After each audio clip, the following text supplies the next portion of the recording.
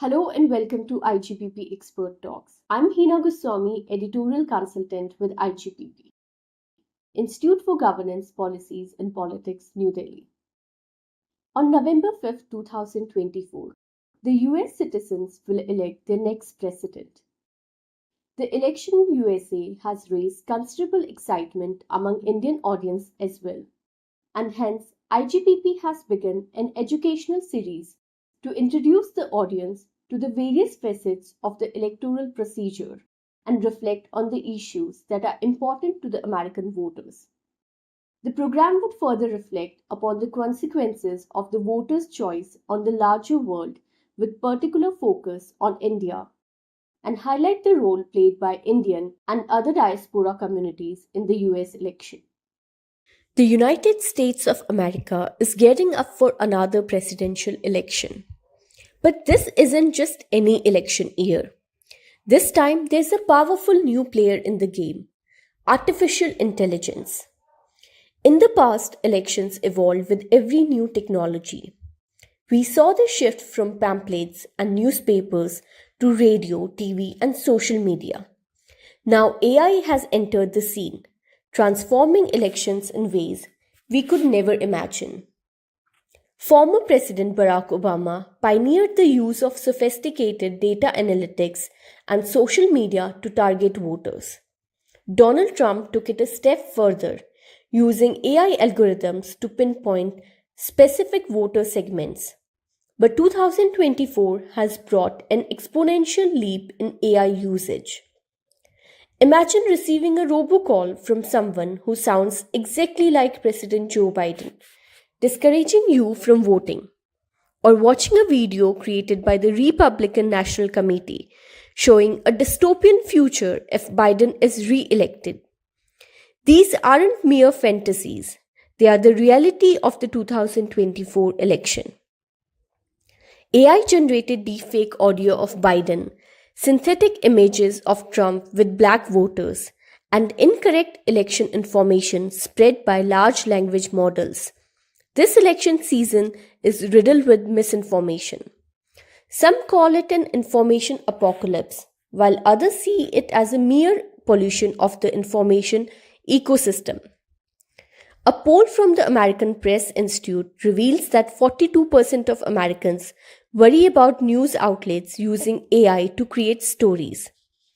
President Biden signed an executive order in 2023 for the responsible use of AI, but it lacks provisions for political campaigns.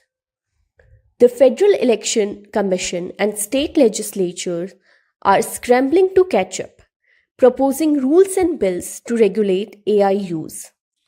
The sheer volume and quality of AI-generated content can blur the line between truth and lies, creating confusion among voters.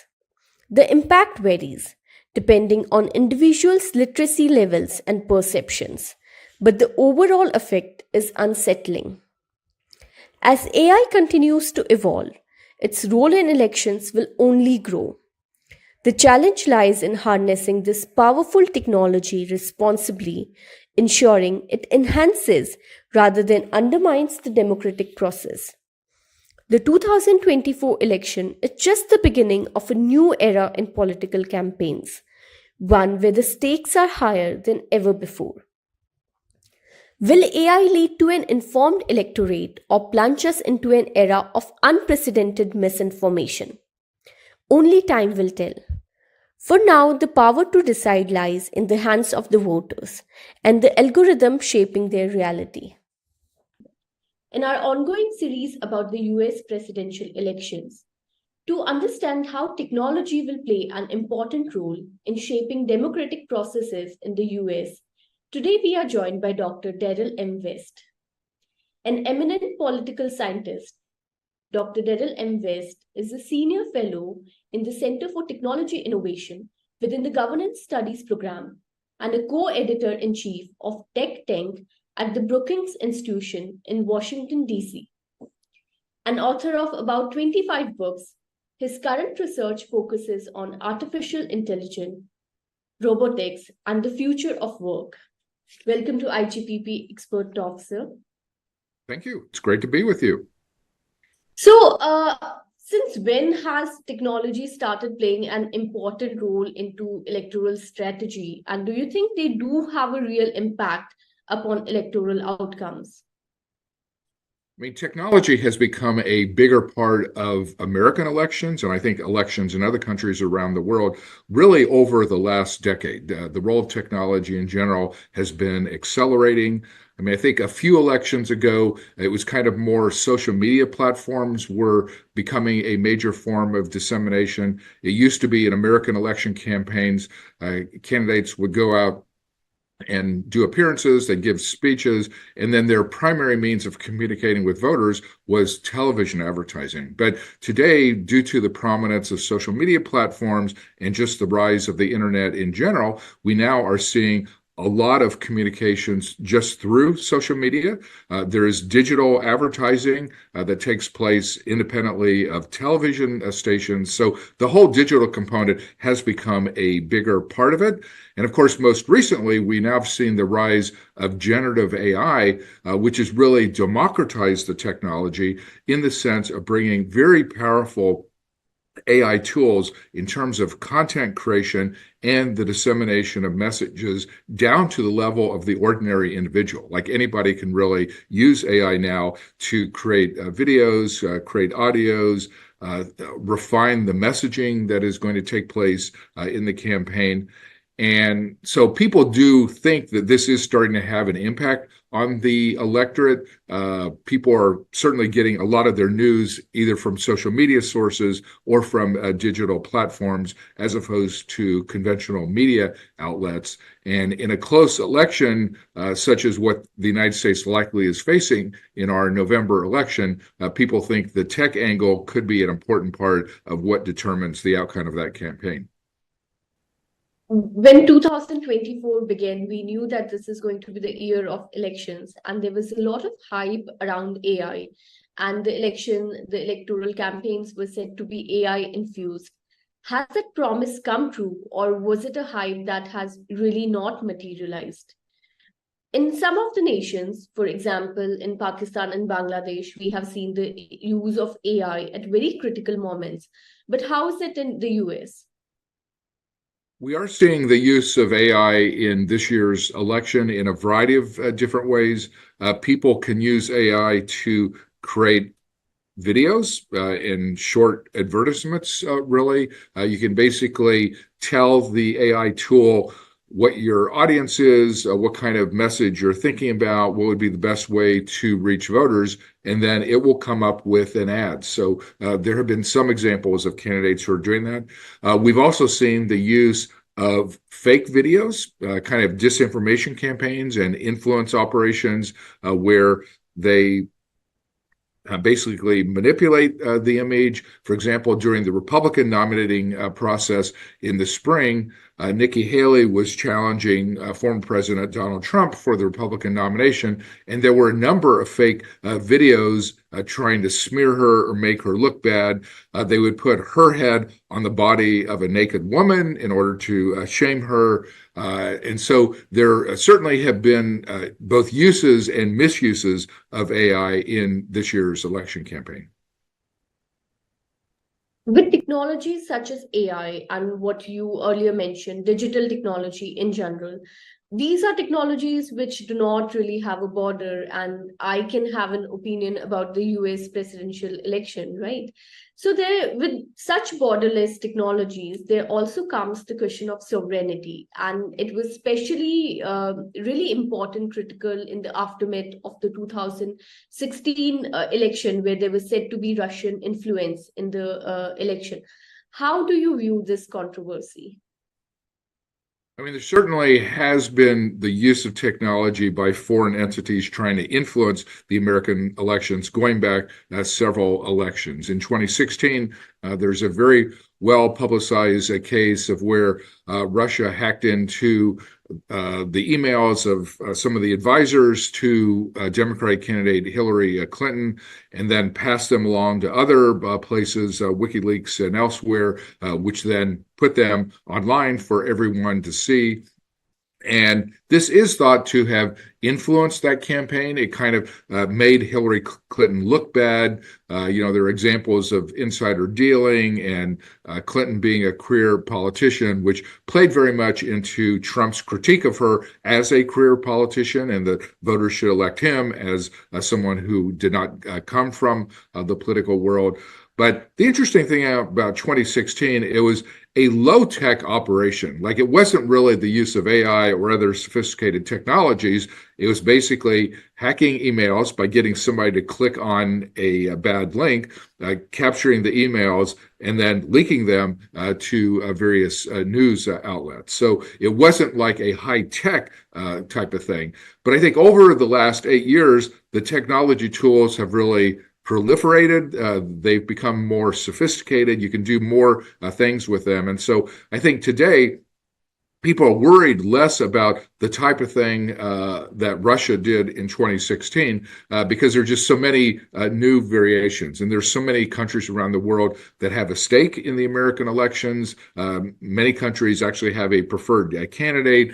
So we are expecting foreign intervention to continue, but using more sophisticated tools as opposed to just hacking somebody's emails. One of the major disadvantages of the digitalization of society has been the echo chambers that we see on the internet and social media, and they are causing increasing polarization in the society. There are some scholars that I talked to who said that, they don't believe that Americans are caught in echo chambers and they are getting information from a variety of reasons. But we cannot deny that there's certainly an increasing proliferation of misinformation, of conspiracy theories, and there's a distrust in democratic institutions. Do you think big techs and social media platforms should be held responsible for the role they are playing in this spread of misinformation? I would like to see the tech companies do a lot more than they're currently doing in terms of content moderation, because as you point out, there has been a proliferation of disinformation. There are false narratives. There are people using some of the new tech tools to spread really negative and unfavorable messages about the opposition. In 2020, several of the tech platforms actually took their job of moderating the content much more seriously. Like, they took down things that they thought were blatantly false. They took down sites that were disseminating clearly false information. But over the last couple of years, some of these very same tech companies that actually did a fairly good job in 2020 have dismantled their content moderation operations. X, for example, seems to have gotten rid of their human safety team, which was responsible for content moderation. It's kind of widely seen that X, formerly known as Twitter, is a Wild West where basically anything goes. You can pretty much post anything you want without too much risk of it being taken down. YouTube is putting a lot of videos online. They used to do more fact checking and content moderation than they seem to be doing now. So they're increasingly, campaigns are being contested through videos, short videos in particular, 30-second or 60-second videos. And there's just a lot of disinformation that's circulating in video form. So I think one of the risks of the American presidential election this year is the tech companies used to take their responsibilities more seriously. Now they've really relaxed what they're doing. They're letting more things appear online, even stuff that's blatantly false. And I think that is a real problem. And there's a risk that if it is a close election, that it could come down to 10 or 20 or 30,000 votes in a couple of key states, and disinformation could actually play a role in determining who wins. And so I personally wish that the tech companies would take more responsibility. They would engage in content moderation of the same type that they did in 2020, but a number of them don't seem very interested in doing that this year. In US, with regard to the use of AI in elections, and especially use of deepfakes, except for the robocall instance where Joe Biden's voice was cloned, and the Nikki Haley incidents where her picture was put on sort of unsavory videos, we haven't seen as much usage of AI, or at least coming down to us in India. But our guest did point out that, how videos are being played for Joe Biden, and he does have a stutter, but how the videos are being played, they are played in a way that it looks like it's for a prolonged time. And such out of context videos through the use of AI and associated technologies, are they making things worse for Biden? I think they have created problems for Joe Biden this year. For example, at the G7 meetings with international leaders, there's a video that was widely circulated in the United States and very much uh, put out by the Trump campaign that showed Biden kind of wandering away from the other foreign leaders, seemingly talking to himself, looking like he was completely out of it, and then using this video to make the case that he's too old, he's not up to the job, and he is bordering on some neurological situation where he can't really function very effectively. But it turns out that was a manipulated video, that what happened was there were paratroopers who had just parachuted near those foreign leaders. They landed near them. Biden just went over to talk with them briefly. I assume he was congratulating them on their work there. So it was a perfectly normal thing. But the images of the paratroopers being there had been edited out of that video, so it made Biden look like he was just wandering around talking to nobody, talking to himself.